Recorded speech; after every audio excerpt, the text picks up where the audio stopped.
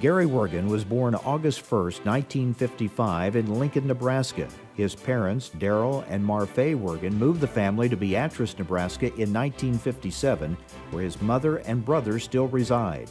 In 1960, Gary became a big brother to sister Marcia, and a couple of years later, his brother Doug arrived.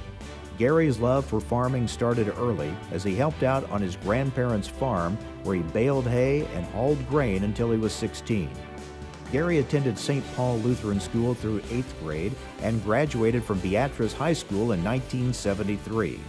Initially, he planned on an engineering career, but changed to journalism before ever setting foot on the University of Nebraska-Lincoln campus, where his Hall of Fame broadcasting career started.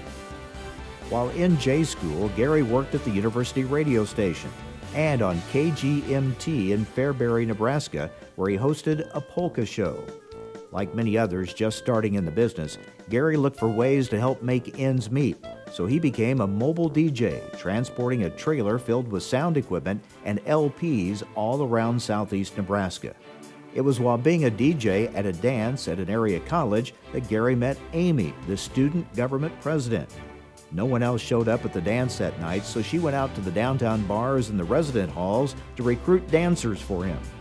Although Amy doesn't remember much about that first meeting, Gary must have made a favorable impression because a few years later, they were married.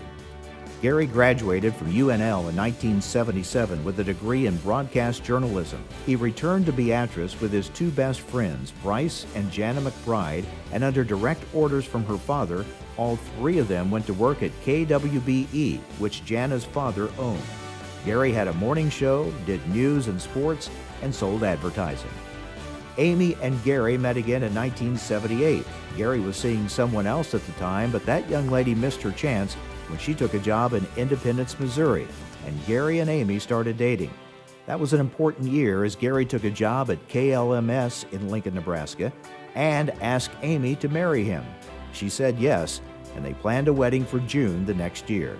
They honeymooned at the Lake of the Ozarks, a place where the family would visit often in the years to come. In 1979, the Wergins were on the move again.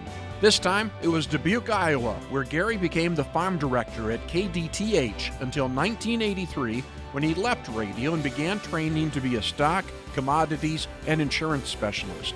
The Wergins spent 10 happy years in Dubuque, and their daughter Rachel was born there in 1985. However, he still had the radio bug and returned to the airwaves in 1987.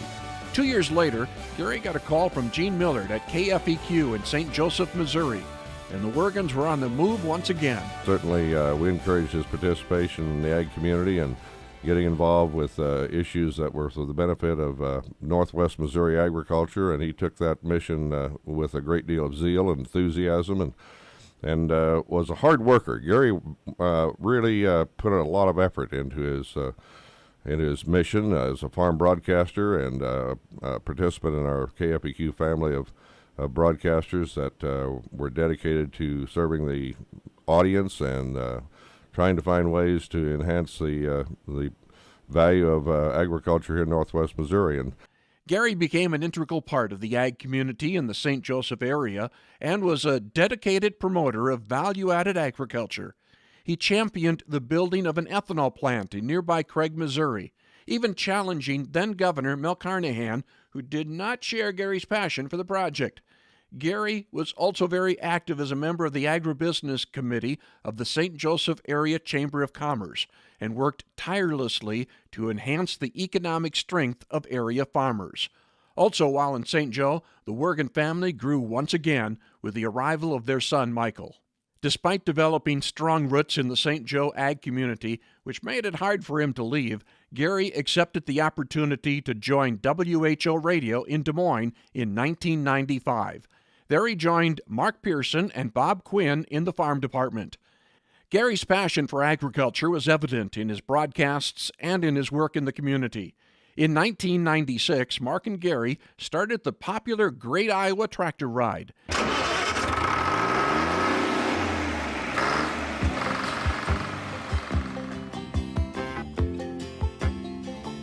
Just a good old boy, never meaning no harm, beats all you never saw. Gary also started recognizing Iowa farmers for their tireless commitment to agriculture with the Good Farm Neighbor Award.